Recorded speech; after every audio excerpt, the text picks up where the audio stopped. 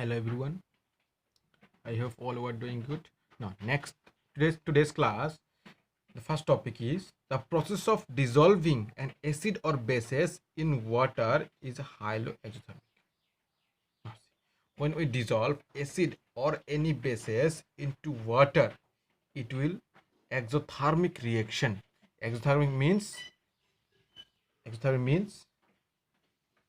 heat is evolved. That means heat produced. You can say heat produced. Now see, we can add two way, okay, two different ways. Suppose in a beaker, this one is a beaker, there is acid and we are adding water from outside. In here in a beaker, water is there and we are acid from outside.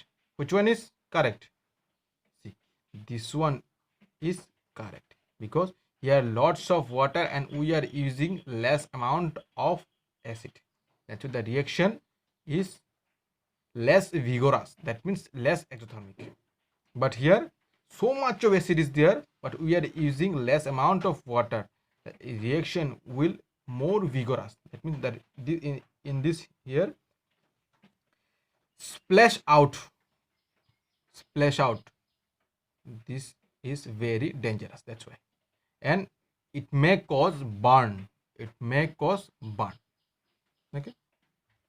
That's why we are preparing solution, or we have prepared solutions of acid by the addition of acid in water,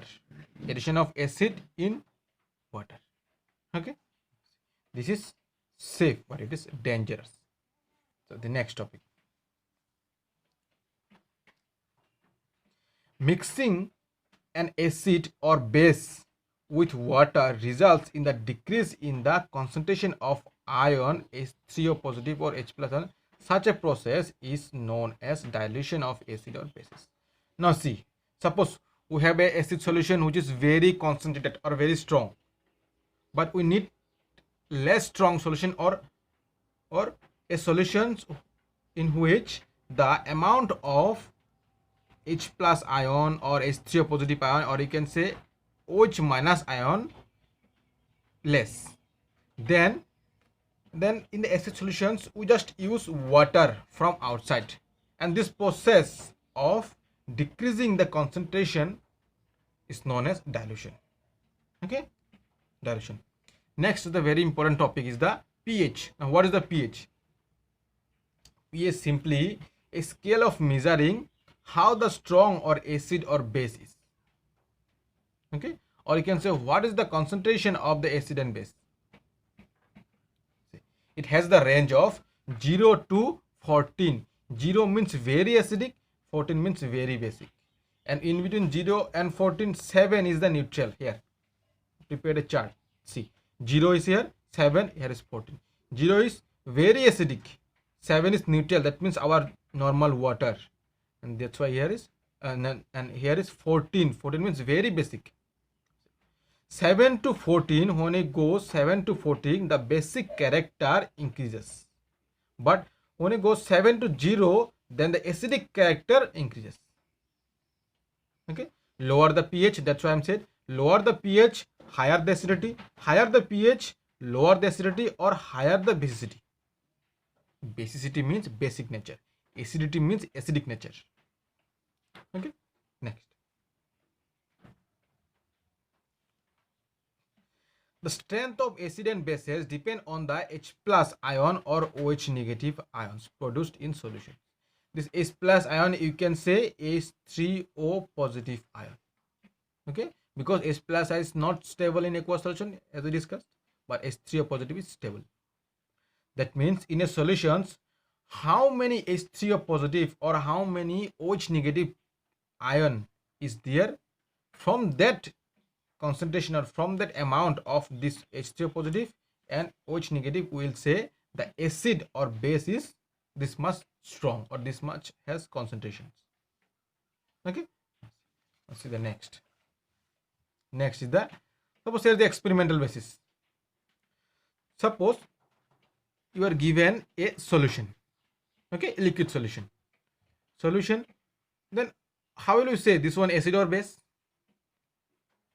There are so many experiments from where we can say this one is acid or this one is base. First or very common experiment is the litmus paper test. Litmus paper test. Remember this one qualitative. That means by this test we can say this one acid or base. We can't say how much stronger the acid or what is the value of the acid or base.